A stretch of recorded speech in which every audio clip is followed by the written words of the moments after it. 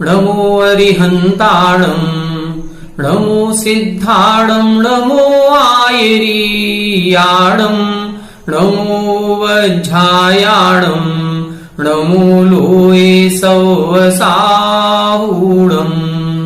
मोक्षमार्गस्य नेतारं भेत्तारं कर्मभूभृतां ज्ञातारं विश्वतत्त्वानां वंदे तत्गुणलब्धये। 1008 श्री मूलनायक आदिनाथ भगवान की जय। द्वासांग जिनवाणी माता की जय। आचार्य श्रेष्ठ आचार्य गुरुवर श्री 108 पूज्यपाद स्वामी महाराज की जय। आचार्य श्रेष्ठ आचार्य गुरुवर श्री 108 विद्यासागर जी महाराज की जय। जगत पूज्य निर्यापक श्रमण मुनि पुंगव श्री 108 सुधा सागर जी महाराज की जय। समस्त मुनि संघ की जय। आलोक मोदी स्वाध्याय सुधा यूट्यूब चैनल पर आप सभी दर्शकों का एक बार पुनः हार्दिक स्वागत, हार्दिक अभिनंदन।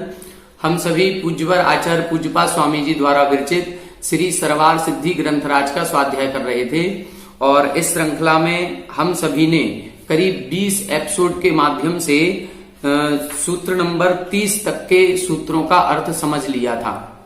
पिछली कक्षा में हमने विग्रह गति पर चर्चा करना प्रारंभ किया था कि विग्रह गति में कार्मण का योग होता है और उस कार्मण शरीर के निमित्त से ही कर्मों का आश्रय हुआ करता है। विग्रह गति क्या कहलाती है? तो विग्रह शब्द के इन्होंने 2 अर्थ बताए थे। विग्रह का अर्थ बताया था देह अर्थात शरीर, तो नए शरीर को प्राप्त करने के लिए जो गति होती है उसे विग्रह गति कहते हैं। दूसरा विग्रह का अर्थ बताया था व्याघात, अर्थात जहां पर कर्मों का ग्रहण तो हो रहा है लेकिन कर्मों का ग्रहण होने पर भी जब नोकर्म वर्गणाओं का ग्रहण नहीं होता है, उसका ग्रहण रुक जाता है, उसमें व्यवधान पड़ता है, तब उसे हम विग्रह गति कहते हैं। अब ये जो कर्मों का ग्रहण हो रहा है और नोकर्म वर्गणाओं का ग्रहण नहीं हो रहा है, ये जो व्यवधान है ये कितने समय का पड़ता है? विग्रह गति कितने समय की होती है? सीधी होती है कि मोड़े वाली होती है? इसको अपन ने पिछली कक्षा में विस्तार पूर्वक समझा था। इसमें अपन ने समझा था कि जो मुक्त जीव होते हैं, मुक्त जीव की गति सीधी गति होती है और जो संसारी जीव हैं इनकी गति सीधी भी होती है और मोड़ सहित भी होती है। जो संसारी जीव की गति होगी वो प्राक चतुर्भ्या अर्थात 4 समय से पूर्व की होगी। चौथे समय में नियम से इस जीव का जन्म हो ही जाता है। सीधी गति जो होती है उसमें 1 समय लगता है, 1 मोड़े वाली गति में 2 समय लगेंगे, 2 मोड़े वाली गति में 3 समय लगेंगे और 3 मोड़े वाली गति में 4 समय लगते हैं। मतलब 3 मोड़े से ज्यादा इस जीव को नहीं लेने पड़ते। 3 मोड़े भी किसको लेने पड़ते हैं? जो जीव निष्कुट क्षेत्र से निकल करके और दूसरे विपरीत दिशा के निष्कुट क्षेत्र में जन्म लेने के लिए जा रहा है, ऐसे जीव को ही 3 मोड़े लेने पड़ते हैं। इसके अलावा अन्य कोई जीव ऐसा नहीं है जिसका तीनों लोकों में उत्पाद स्थान हो और जिसको 2 मोड़े से ज्यादा लेने पड़े। तो जहां 3 मोड़े होंगे वहीं पर 4 समय लगेंगे, इससे अधिक नहीं लगेगा। अनाहारक अवस्था किसे कहते हैं? तो जब 3 शरीर और 6 पर्याप्तियों के योग्य पुद्गल वर्गणाओं का ग्रहण नहीं होता है उसको हम अनाहारक कहते हैं। और जब इन 3 शरीर और 6 पर्याप्तियों के योग्य पुद्गल वर्गणाओं का ग्रहण होता है उसे हम आहारक कहते हैं। तो जो सीधी गति होती है उस सीधी गति में अनाहारक अवस्था नहीं बनती। क्यों? क्योंकि एक समय पूर्व यहाँ की वर्गणाओं का ग्रहण हो रहा है और अगले ही समय में अन्य पर्याय, जैसे मान लो हम मनुष्य पर्याय से मरण करके देव पर्याय में जा रहे हैं, तो यहाँ पर 10वें सेकंड में या 10वें समय में यहाँ की वर्गणाओं का ग्रहण हो रहा है और 11वें समय में देवों की अर्थात वैक्रियक वर्गणाओं का ग्रहण होने लगता है। इसलिए 10 और 11 के बीच में कोई भी समय भेद नहीं रहता है। तो सीधी गति में जहां 1 समय लगता है उसमें अनाहारक अवस्था नहीं बनती। लेकिन जहां पर 1 मोड़े वाली गति है, 2 मोड़े वाली गति है, 3 मोड़े वाली गति है, वहां पर क्रमशः 1 समय, 2 समय अथवा 3 समय के लिए जीव अनाहारक हो जाता है। एक बार जीव आहारक हो जाए फिर जीवन पर्यंत तक आहारक ही रहता है। एक बार यह जीव इस पर्याय को छोड़ करके नवीन पर्याय के लिए गया और वहां पर जाकर के जैसे ही 3 शरीर के योग्य वर्गणाओं का ग्रहण करना प्रारंभ कर लेता है, अब जीवन पर्यंत आहारक रहेगा। अनाहारक अवस्था जो होती है वो 2 कारणों से बनती है। या तो कार्मण का योग हो तब बनती है, अथवा योगों से रहित अवस्था हो तब बनती है। तो योगों से रहित अवस्था तो केवल एक ही परिस्थिति में बनती है, जब 14वां गुण स्थान होता है अयोग केवली का। तो अयोग केवली गुण स्थान में अनाहारक ही जीव रहता है, उस समय आहारक नहीं है। क्यों नहीं है? क्योंकि शरीर नाम कर्म का उदय नहीं होता है और इस कारण से किसी भी वर्गणाओं का ग्रहण भी नहीं होता है। दूसरी अवस्था अनाहारक अवस्था बनती है कार्मण काय योग में। अब ये कार्मण काय योग दो अवस्थाओं में बनता है, या तो विग्रह गति में बनेगा, या फिर जब केवली समुद्घात 13वें गुण स्थान में होता है तब प्रतर और लोक पूर्ण अवस्था में कार्मण काय योग होता है। तो इन दो अवस्थाओं में अब विग्रह गति पहले, दूसरे और चौथे गुण स्थान में बनती है। तीसरे गुण स्थान में चूंकि मरण नहीं होता इसलिए विग्रह गति भी नहीं बनती। तो पहले, दूसरे और चौथे गुण स्थान में विग्रह गति होगी, उस समय जीव अनाहारक होगा। कब होगा? जब यह एक मोड़े, दो मोड़े अथवा 3 मोड़े वाली गति करेगा। यदि सीधी गति कर रहा है तो अनाहारक अवस्था नहीं बनेगी। एक मोड़े वाली में एक समय के लिए, 2 मोड़े वाली में 2 समय के लिए और 3 मोड़े वाली में 3 समय के लिए जीव अनाहारक होता है। केवली समुद्घात की बात करें तो 13वें गुण स्थान में जब प्रतर और लोक पूर्ण की अवस्था होती है तब 3 समय के लिए कार्मण काय योग होता है और उस कार्मण काय योग में जीव पुनः अनाहारक हो जाता है। इसके अलावा कोई भी परिस्थिति ऐसी नहीं है जब जीव अनाहारक होता हो, अर्थात पूरे जीवन पर्यंत आहारक ही रहता है। अब इसके बाद अपन को देखना है कि अब एक शरीर को छोड़ करके दूसरे शरीर को प्राप्त करने के लिए यह जीव गया है, तो जो दूसरे शरीर की रचना होती है उसको हम क्या कहते हैं? आइए देखें अगला सूत्र, पेज नंबर 136, उत्थानिका 321 और सूत्र नंबर 31। देखें उत्थानिका 321, एवं गच्छतः अभिनव मूर्त्यंतर निर्वृत्ति प्रकार प्रतिपादनार्थम आह। यहां बता रहे हैं एवं गच्छतः अर्थात इस प्रकार से गमन करता हुआ। किस प्रकार से गमन करता हुआ? एक शरीर को छोड़ करके दूसरे शरीर को प्राप्त करने के लिए जो गमन होता है। अभिनव मूर्त्यंतर निर्वृत्ति, अभिनव यानी नवीन, मूर्त्यंतर मूर्ति, अंतर मूर्ति यानी शरीर और अंतर यानी दूसरा। इस प्रकार से दूसरा नया शरीर प्राप्त करने के लिए निर्वृत्ति यानी रचना। जब दूसरे नवीन शरीर की रचना होती है तो वह रचना प्रकार प्रतिपादनार्थम, वह रचना कितने प्रकार की होती है इसके प्रकार भेद बतलाने के लिए अगला सूत्र कह रहे हैं।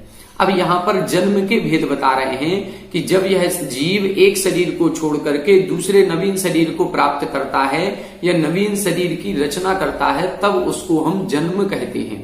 वह जन्म कितने प्रकार का है? तो सूत्र नंबर 31 देखें, सम्मूर्छन गर्भोपपादा जन्म। सम्मूर्छन गर्भोपपादा जन्म, यहां बता रहे हैं जन्म 3 प्रकार का है, सम्मूर्छन जन्म, गर्भ जन्म और उपपाद जन्म। सम्मूर्छन, गर्भ, उपपादा जन्म तीनों में लगाएंगे, सम्मूर्छन जन्म, गर्भ जन्म और उपपाद जन्म। अब ये क्या कहलाता है? उत्थानिका 322, त्रिषु लोकेषु ऊर्ध्वम अधः त्र्यक्च देहस्य समन्ततो मूर्छनम सम्मूर्छनम अवयव प्रकल्पनम।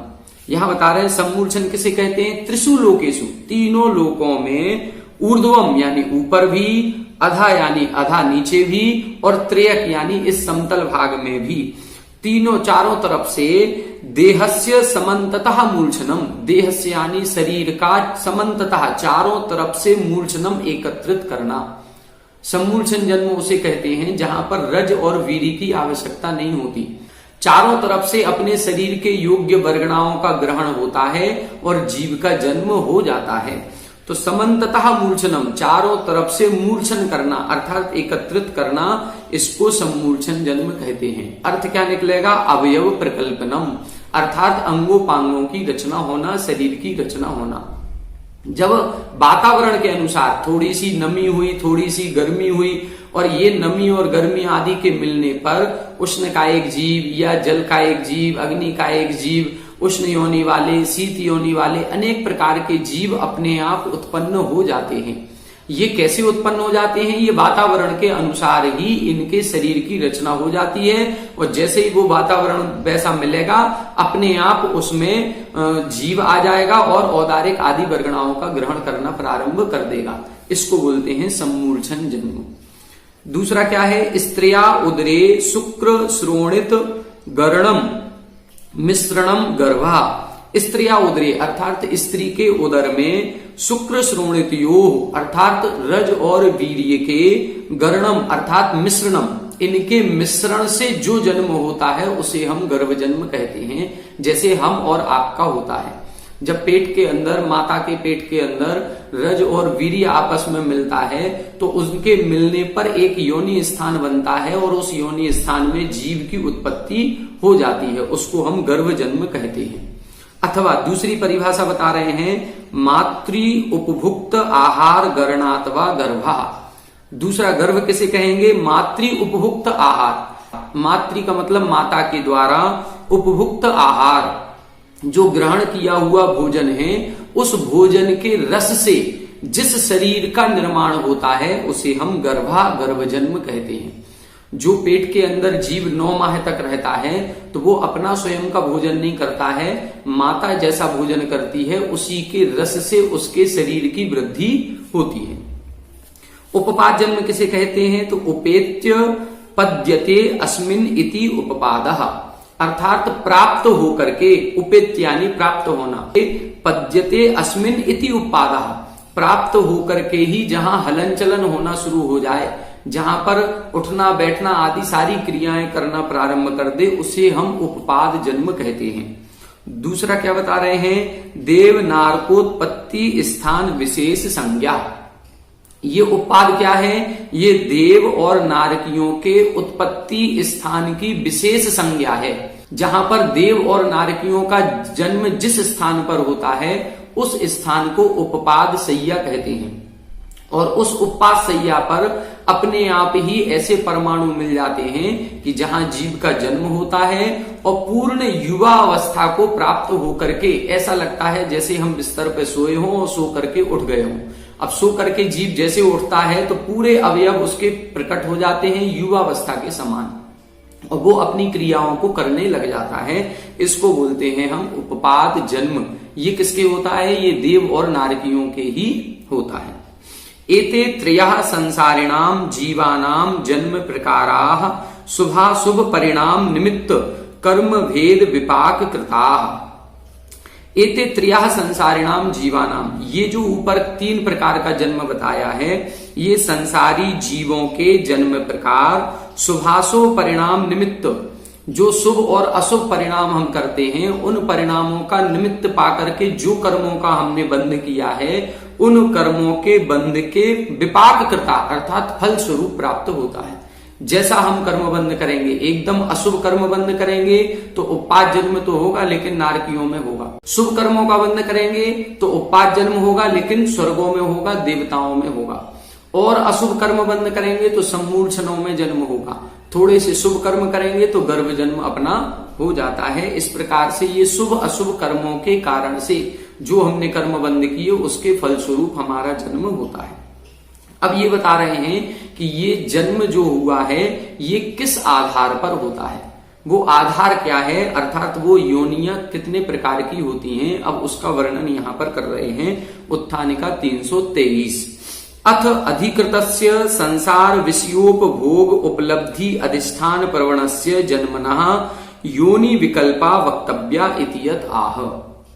यहां बता रहे हैं अथ अधिकृतस्य, अब जिसका वर्णन प्राप्त है, अधिकार प्राप्त है, ऐसे संसार विषयोपभोग उपलब्धि, जो संसार के जितने भी पंचेंद्रिय के विषय भोग हैं उनकी जो प्राप्ति होती है वो प्राप्ति किस आधार पर होगी? जन्म के आधार पर।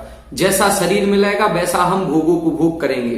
तो वो जो जन्म हुआ है वो जन्म की योनि विकल्पा, उसकी योनि के विकल्प कितने हैं, भेद कितने हैं, वो वक्तव्या, उसका वर्णन करना चाहिए। इति अत आह, अब उन योनियों का वर्णन यहां पर कर रहे हैं। सूत्र नंबर देखें 32। यहां पर जन्म की योनियां बताएंगे, अर्थात आधार क्या है, किस आधार पर जीव का जन्म होता है, ये यहां पर बताया जाएगा। सचित्त शीत संवृताः सचित्त शीत संवृता सेतरा मिश्राश्चैक सस्तद्योनयः। सचित्त शीत संवृता सेतरा मिश्राश्चैक सस्तद्योनयः। यहां बता रहे हैं सचित्त शीत समृत, फिर लिखा सेतरा, सा इतर, इतर का मतलब होता है विपरीत। तो तीन पहले बता दी, सचित्त योनि, शीत योनि, समृत योनि। अब सेतरा का मतलब है इनका विपरीत करें, उल्टा करेंगे। तो सचित्त का उल्टा होगा अचित्त, शीत का उल्टा होगा उष्ण और समृत का उल्टा होगा विवृत। फिर लिखा मिश्राह, मिश्राह का मतलब होता है अब मिश्रित करना है। सचित्त शीत समृत, अचित्त उष्ण विवृत। अब इनको मिश्रित करेंगे। कैसे मिश्रित करना है? एक साथ, अर्थात प्रत्येक के साथ एक एक भंग बनाना है। जैसे सचित्त को और अचित्त को मिलाएंगे तो नया भंग बनेगा सचित्ताचित्त। शीत और उष्ण को मिलाएंगे तो बनेगा शीतोष्ण। इसी तरह से समृत और विवृत को मिलाएंगे तो बनेगा समृत विवृत। तो ऐसे 9 प्रकार की योनियां हो जाती हैं। पहले सचित्त शीत समृत, फिर इनके विपरीत करेंगे तो अचित्त उष्ण विवृत, फिर मिश्र करेंगे तो सचित्ताचित्त शीतोष्ण और समृत विवृत। तो ऐसे 3 गुण वाली ये योनियां होती हैं। अब इनका क्या अर्थ होता है इसको अपन अगली टीका में पढ़ते हैं, 324 नंबर की। आत्मनः चैतन्य विशेष परिणामः चित्तम, आत्मा का चैतन्य विशेष परिणाम जो होता है उसे चित्त कहते हैं, जिसमें जानने देखने की शक्ति होती है, जो ज्ञानोपयोग दर्शनोपयोग वाला है वो चित्त कहलाता है, या चैतन्य परिणाम से सहित उपयोग जो है वो चित्त है। सह चित्तेन वर्तते इति सचित्ता, अब इस चित्त के साथ जो वर्तन करता है उसे सचित्त कहते हैं। सचित्त का मतलब होता है चैतन्य परिणामों से सहित होना, वो सचित्त है। शीत किसे कहेंगे? शीत इति स्पर्श विशेषः, शीत क्या है? ये एक स्पर्श विशेष है। स्पर्श के 8 गुण होते हैं, जिसमें रूखा चिकना कड़ा नरम ठंडा गरम रूखा चिकना इत्यादि आते हैं। तो शीत और उष्ण ये क्या है? एक स्पर्श विशेष है, ठंडा और गरम। शुक्लादिवत उभय वचनत्वात् तत्युक्तम द्रव्यम अपि आह, वैसे तो ये स्पर्श विशेष है, लेकिन शुक्ल आदि के समान इससे सहित जो पदार्थ है उस पदार्थ का भी ग्रहण यहां पर करना है। जैसे हम कहें सफेद रंग, तो रंग कोई अलग चीज नहीं होती है, किसी ना किसी पदार्थ का सफेद रंग होता है, तो उस सफेद रंग से युक्त पदार्थ का भी ग्रहण हो जाता है। इसी प्रकार से शुक्ल आदिवत उभय वचनत्वात्, दोनों प्रकार का वचन होने से तत्युक्तम द्रव्यम अपि, उससे युक्त द्रव्य को भी ग्रहण करना है। अब शीत ठंडी कोई चीज नहीं होगी, ठंडी कोई ना कोई पदार्थ होगा। शीत गुण है और ये गुण किसी ना किसी द्रव्य का होगा, तो उस गुण से सहित द्रव्य को इधर यहां पर ग्रहण करना है। सम्यक वृतः समृतः, सम्यक वृतः का मतलब जो अच्छी तरह से ढका हुआ है उसे हम समृत कहते हैं। समृत इति दुह उपलक्ष्य प्रदेश उच्यते, समृत का मतलब क्या है? दुह उपलक्ष्य प्रदेश, जिस प्रदेश को जिस स्थान को बड़ी कठिनाई से देखा जा सके, जिसको हम देख ना सकें उसको बोलते हैं हम समृत। सह इतरई वर्तन्ते इति सेतरा, अब देखो सूत्र में पहले सचित्त शब्द दिया था तो सचित्त की व्याख्या बता दी, फिर शीत शब्द दिया तो शीत की बता दी, फिर समृत शब्द दिया तो समृत की बता दी, फिर इसके बाद दिया था सेतरा। तो सेतरा का क्या अर्थ है? सह इतरई वर्तन्ते, इतर यानी विपरीत के साथ, विपरीत अर्थ वालों के साथ जो पाया जाता है उसे सेतरा कहते हैं। सप्रतिपक्षा इत्यर्थः, जो प्रतिपक्ष से सहित होता है, अपने विरोधी से सहित होता है, ये इसका अर्थ है। के पुनरितरे, अब ये इतर कौन कौन से होते हैं? तो लिखा अचित्त उष्ण विवृता, अचित्त उष्ण और विवृत। सचित्त का उल्टा करेंगे तो अचित्त, शीत का उल्टा किया तो उष्ण और समृत का उल्टा किया तो विवृत।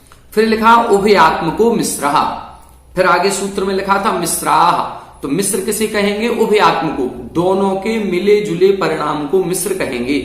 जैसे सचित्ताचित्तः शीतोष्णः समृत विवृत इति, सचित्त और अचित्त को मिला दिया तो सचित्ताचित्त बन गया, शीतोष्ण को मिलाया तो शीतोष्ण बन गया, और समृत विवृत को मिलाया तो समृत विवृत बन गया। फिर फिर लिख रहे हैं च शब्दः समुच्चयार्थः मिश्राश्च योनियो भवन्ति इति। चा शब्द क्यों दिया? चा शब्द इसलिए दिया समुच्चय करने के लिए कि ये सचित्त, शीत और समृद्ध तो होती हैं, इनके साथ विपरीत भी होती हैं और इनके मिले जुले भी योनियां होती हैं, इन सब का ग्रहण करना है, इसलिए चा शब्द सूत्र में दिया। इतर्था ही पूर्वोक्ता नाम ये विशेषणम स्यात्। इतर्था यदि ये चा शब्द नहीं देते तो क्या होता? पूर्वोक्ता नाम ये विशेषणम स्यात्। ये पूर्वोक्ता नाम अर्थात पूर्व में कही हुई योनियों का ही विशेषण मिश्र वाला बन जाता, मिश्र को अलग अलग ग्रहण नहीं करते। एक सह इति वीप्सार्थः। एक सह शब्द वीप्सा अर्थात पुनः पुनः जिस किसी शब्द का अर्थ लेना होता है उसको हम वीप्सा कहते हैं, उसका अर्थ लेने के लिए किया। तस्य ग्रहणम क्रम मिश्र प्रतिपत्त्यर्थम। इसका ग्रहण क्यों किया? क्योंकि हमें जो मिश्र पद लिया है उसको हम क्रम से लगाना है। ऐसा नहीं है कि सचित्त और शीत को मिला दें, शीत और समृद्ध को मिला दें, समृद्ध और अचित्त को मिला दें, ऐसे नहीं करना है। सचित्त और अचित्त को मिलाएंगे तो सचित्ताचित्त बनेगा, शीत और उष्ण को मिलाएंगे तो शीतोष्ण बनेगा, समृद्ध और विवृत को मिलाएंगे तो समृद्ध विवृत बनेगा। ये अर्थ बताने के लिए एक सह शब्द दिया है। जैसे इन्होंने लिखा यथा एवं विज्ञायेत, जिससे ऐसा ज्ञान करना है। कैसा ज्ञान करना है? सचित्तश्च अचित्तश्च शीतश्च उष्णश्च समृतश्च विवृतश्च इति। जैसे सचित्त और अचित्त का मिश्र करना है, शीत और उष्ण का मिश्र करना है, समृत और विवृत का मिश्र करना है, इन दोनों को मिलाना है आपस में। ऐसे नहीं कि सचित्त को समृत से मिला दें या समृत को शीत से मिला दें, ऐसा नहीं करना है। तो फिर कैसे करें? मां एवं विज्ञायी। मां एवं विज्ञायी का मतलब ऐसा नहीं करना है। कैसा नहीं करना है? सचित्तश्च शीतश्च इत्यादि। सचित्त को शीत से नहीं मिलाना है, सचित्त को अचित्त से मिलाना है। तत्ग्रहणम जन्म प्रकार प्रति निर्देशार्थम। जो तत्ग्रहण लिखा है तत्योनयः, सूत्र में तत् शब्द का ग्रहण किया है, वो किसका निर्देश करने के लिए दिया है? ऊपर सूत्र में जो जन्म के भेद हमने कहे हैं उन जन्म का निर्देश करने के लिए तत्शब्द लिखा है कि उन जन्मों की ये योनियां हैं। तेसाम सम्मूर्छनादीनाम जन्मनाम योनियः इति। इससे क्या स्पष्ट हुआ? तेसाम सम्मूर्छनादीनाम, उन सम्मूर्छन आदि जन्मों की ये योनियां होती हैं। ते एते नव योनियो वेदितव्याः। ते एते, अब ये इस प्रकार से 9 प्रकार की योनियां जाननी चाहिए। योनि जन्मनो अविशेष इति चेत। अब प्रश्न कर रहे हैं योनि में और जन्म में क्या अंतर है? ये दोनों भी तो एक ही हैं। तब इधर लिख रहे हैं ना, ऐसा नहीं है। आधार आधेय भेदात तद्भेदः। आधार और आधेय के भेद से इन दोनों में भेद होता है। आधार जिस वस्तु पर कोई वस्तु रखी जाती है उसे हम आधार कहते हैं। जैसे ये एक चौका है और इस चौके पे हमने शास्त्र रखा है, तो चौका आधार है और शास्त्र आधेय है। फर्श के ऊपर हमने चौका रखा है तो फर्श आधार है, चौका आधेय हो गया। चौका आधार है, शास्त्र आधेय हो गया। शास्त्र आधार है, उसके ऊपर पेन रख दिया हमने तो ये पेन आधेय हो गया। तो जिस वस्तु के ऊपर कोई दूसरी वस्तु रखी जाती है तो नीचे की वस्तु आधार कहलाएगी और ऊपर रखी हुई वस्तु आधेय कहलाएगी। तो यहां बता रहे हैं ते एते सचित्तादयो योनियः आधाराः। ये जो सचित्त आदि 9 प्रकार की योनियां हैं ये आधार हैं। आधेया जन्म प्रकाराः, जो जन्म के भेद हैं वो आधेय हैं। मतलब इन सचित्त, शीत या समृत योनि के भेद के आधार पर वो जो जन्म स्थान है, जो जन्म का आधार है, जो योनि है वो या तो सचित्त होगी या अचित्त होगी या सचित्ताचित्त होगी, या शीत होगी या उष्ण होगी या शीतोष्ण होगी, या समृत होगी या विवृत होगी या समृद्ध विवृत होगी। तो ये गुण धर्म वाली वो योनि होगी और इस योनि के आधार पर जीव का जन्म होता है। अब ये योनि का आधार मिलेगा और फिर वर्गणाओं का ग्रहण होगा। यदि चारों तरफ की वर्गणाओं का ग्रहण हो रहा है तो सम्मूर्छन जन्म हो जाएगा। रज और वीर के मिलने से जन्म होगा तो वो गर्भ जन्म कहलाएगा। और रज वीर के जन्म के बिना किसी निश्चित उत्पाद स्थान विशेष पर जब जन्म होता है तो उसे उत्पाद जन्म कहते हैं। इस प्रकार से तो जन्म प्रकार आधेय हो जाएंगे और योनियां आधार कहलाएंगी। यतः सचित्तादि योनि अधिष्ठाने आत्मा सम्मूर्छनादीना जन्मना शरीर आहार इंद्रिय आदि योग्यान पुद्गलान उपादत्ते।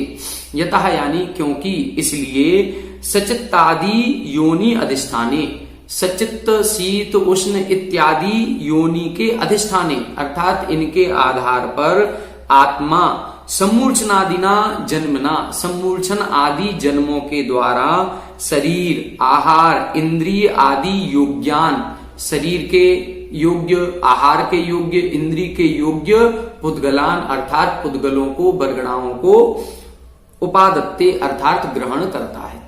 जो 6 प्रकार की पर्याप्ति होती हैं आहार शरीर इंद्रिय श्वासोच्छ्वास भाषा और मन, तो इन पर्याप्तियों के योग्य वर्गणाओं का ग्रहण कहां होगा? योनि स्थान पर। कब होगा? जब योनि स्थान पर जन्म होगा, जब जीव योनि स्थान पर पहुंचेगा तब जाकर के फिर इन वर्गणाओं का ग्रहण होता है। अब कौन से जीव के कौन सी योनि होती है ये बता रहे हैं। देव नार का अचित्त योनिया, जो देव और नारकियों के उत्पाद सैया होती है वो अचित्त होती है, अर्थात उसमें कोई भी जीव राशि नहीं होती। वो जो प्रदेश है, जो वो क्षेत्र है, स्थान है, वो अचित्त होता है। तेसाम ही योनि उपपाद देश पुद्गल प्रचयो अचित्तः, उन देव और नारकियों का जो योनि स्थान है, उपपाद स्थान है, वो पुद्गल प्रचय जिन पुद्गलों से बना है वो अचित्त हैं, उनमें कोई भी जीव राशि नहीं होती। गर्भजा मिश्र योनिया, जो गर्भज होते हैं वो मिश्र योनि वाले हैं। उत्पाद जन्म की बता दी, उत्पाद स्थान कैसा है? अचित्त है। गर्भज कैसे हैं? ये मिश्र हैं, मतलब सचित्त भी हैं और अचित्त भी हैं। कैसे? तेसाम ही मातुः उदरे शुक्र शोणितम अचित्तम, उस गर्भ जन्म में जो शुक्र श्रोणित मिला है अर्थात रज और वीर्य आकर के मिला है, वो रज और वीर्य तो अचित्त होता है।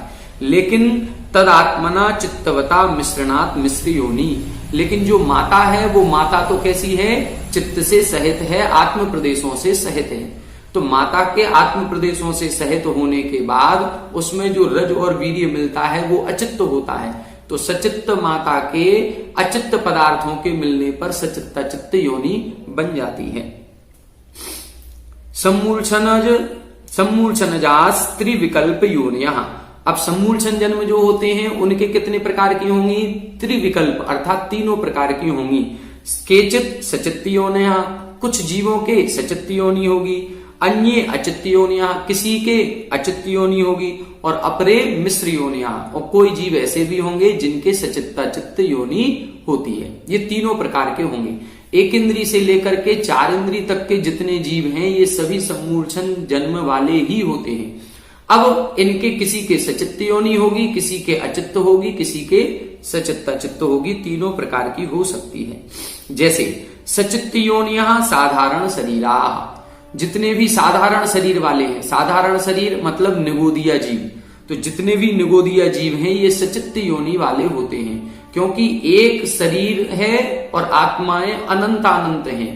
तो एक शरीर की अनंतानंत आत्माएं स्वामी होती हैं। इस कारण से कुतः परस्पराश्रयत्वात्, क्योंकि एक दूसरे में एक दूसरे का आश्रय होता है। अनंतानंत जीव एक साथ उत्पन्न होते हैं, अनंतानंत जीव एक साथ मरण को प्राप्त होते हैं। इस कारण से इतरे अचित्त योनियो मिश्र योनियश्च, इनके अलावा जो जीव हैं उनके अचित्त योनि होती है और मिश्र योनि होती है। साधारण शरीर वाले निगोदिया जीव हैं वो सचित्त योनि वाले हैं, इनके अलावा अचित्त और मिश्र योनि वाले हैं।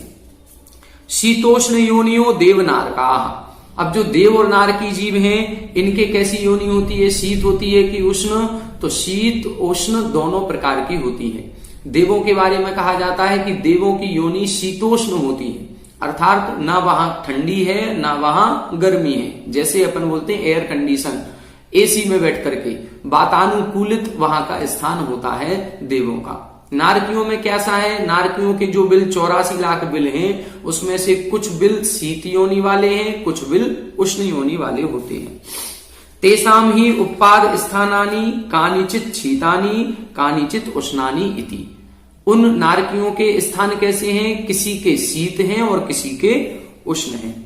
उष्ण योनिया तेजस कायिका, और जितने अग्निकायिक जीव होते हैं इन सभी अग्निकायिक जीवों की योनि कैसी होगी? उष्ण योनि होगी, क्योंकि ये अग्नि में ही उत्पन्न हो रहे हैं तो उष्ण योनि वाले जीव उत्पन्न होंगे। इतरे त्रिविकल्प योनिया, इनके अलावा अब जो जीव बचे हैं उनके त्रिविकल्प अर्थात तीनों प्रकार की योनियां हो सकती हैं। केचित शीत योनियां, केचित उष्ण योनियां, अपरे मिश्र योनियां। किसी के शीत योनि होगी, किसी के उष्ण योनि होगी और किसी के शीतोष्ण मिश्र योनि होगी। देवनारक एकेन्द्रिया संवृत योनियां। अब सचित्त अचित्त, सचित्त अचित्त बता दिया, शीत उष्ण शीतोष्ण बता दिया। अब बता रहे हैं संवृत, विवृत और संवृत विवृत। तो किन की ये योनियां होती हैं? तो देव, नारक और एकेन्द्रिया संवृत योनियां। देव जहां जन्म लेते हैं, नारकी जहां जन्म लेते हैं और एकेंद्रीय जीव जहां जन्म लेते हैं, इनकी योनि समृद्ध होती है, ढकी हुई होती है, इसको देखना संभव नहीं है। विकलेन्द्रिया विवृत योनिया। जो 2 इंद्रिय, 3 इंद्रिय और 4 इंद्रिय वाले जीव होते हैं, ये विवृत योनि वाले होते हैं, अर्थात इनके योनि स्थान देखने में आ सकते हैं। गर्भजा मिश्र योनिया। और जो गर्भ जन्म वाले होंगे अर्थात पंचेंद्रीय जीवों में जो मनुष्य और त्रियंच हैं, इनके मिश्र योनियां होंगी, अर्थात समृत विवृत इनकी योनि होगी। तद्भेदा चतुरशीति सत सहस्र संख्या आगम तो वेदितव्या। अब इन्हीं 9 योनियों के और जब विस्तार से भेद करते हैं तो चतुः अशीति सत सहस्र, चतुः यानी 4, अशीति यानी 80, 80 और 4 84, और सत यानी 100 और सहस्र यानी 1000, 100,000 का मतलब 1 लाख। तो 84 लाख योनि आगमतः वेदितव्य, आगम से जाननी चाहिए। उक्तम च, एक गाथा इधर इन्होंने दी हुई है। निच्चिदर धादु सत्तय तरुदस वियलिंदियेषु छच्चेव सुर निरिय तिरिय चौरो 14 मणुए सद सहस्सा। यहां बता रहे हैं निच्चिदर, नित्य इतर धातु। नित्य का मतलब नित्य निगोद और इतर का मतलब इतर निगोद, और धातु का मतलब होता है पृथ्वी का एक, जल का एक, अग्नि का एक और वायु का एक। तो ये 6 भेद हो गए, नित्य निगोद, इतर निगोद, पृथ्वी, जल, अग्नि और वायु, ये 6 भेद हो गए। इनके कितने? 7 यानी 7। नीचे की लाइन में लिखा सद सहस्सा। सद सहस्सा का मतलब 100,000 मतलब 1 लाख। तो सद सहस्सा मतलब 7 लाख। तो इन 6 की 7-7 लाख लगानी है। नित्य निगोद की 7 लाख, इतर निगोद की 7 लाख, पृथ्वी का एक की 7 लाख, अग्नि का एक की, वायु का एक की और जल का एक की, इनकी सबकी 7-7 लाख। तो कितनी हो गई? 42 लाख। फिर लिखा तरु 10। तरु का मतलब होता है वनस्पति का एक। तो वनस्पति का एक की 10 लाख। कौन सी तरु आएगी इसमें? वनस्पति। नित्य निगोद, इतर निगोद पहले ले लिया तो साधारण वनस्पति हो गई। अब इधर आएगी ये प्रत्येक वनस्पति, तो प्रत्येक वनस्पति के 10 लाख। फिर वियलिंदियेषु छच्चेव, अर्थात जो विकलेंद्रिय हैं, विकलेंद्रियों के सभी के तीनों के मिलाकर के 6 लाख होती हैं, अर्थात 2 इंद्रिय के 2 लाख, 3 इंद्रिय के 2 लाख और 4 इंद्रिय के 2 लाख। तो तीनों भी विकलेंद्रियों के मिलाकर के कितने हो गए? 6 लाख। फिर क्या लिखा? सुर निरय त्रिय। सुर यानी देवता, निरय यानी नारकी और त्रिय यानी त्रियंज। इनके कितने? चौरो, अर्थात 4-4 लाख। देवताओं के भी 4 लाख, नारकियों के भी 4 लाख और त्रियंजों के भी 4 लाख। और फिर 14 मणुए अर्थात मनुष्यों के 14 लाख। कुल मिलाकर के ये 84 लाख योनियां हो जाती हैं। अब ये 84 लाख कैसे हो गई? तो 6 भेद पहले बताए थे, नित्य निगोद, इतर निगोद, पृथ्वी, जल, अग्नि और वायु, इन सबके कितने? 7-7 लाख। तो 7-6 42 लाख हो गई। फिर वनस्पति का एक के 10 लाख, तो 42 और 10 52 लाख। फिर वियलिंदियेषु अर्थात 2 इंद्रिय, 3 इंद्रिय, 4 इंद्रियों के 6 लाख, तो 52 और 6 58। फिर देवताओं के 4, तो 58 और 4 62। फिर नारकियों के 4 लाख, तो 62 और 4 66। फिर त्रियंचों के 4 लाख, तो 66 और 4 70।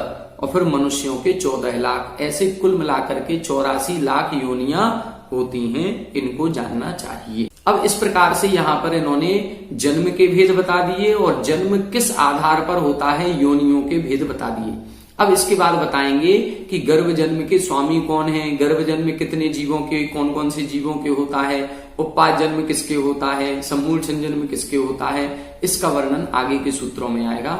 आगे के सूत्रों में अपन इन सभी का वर्णन पढ़ेंगे। आप सभी हमारे साथ बने रहें। आज की कक्षा में इतना ही। सभी को जय जय।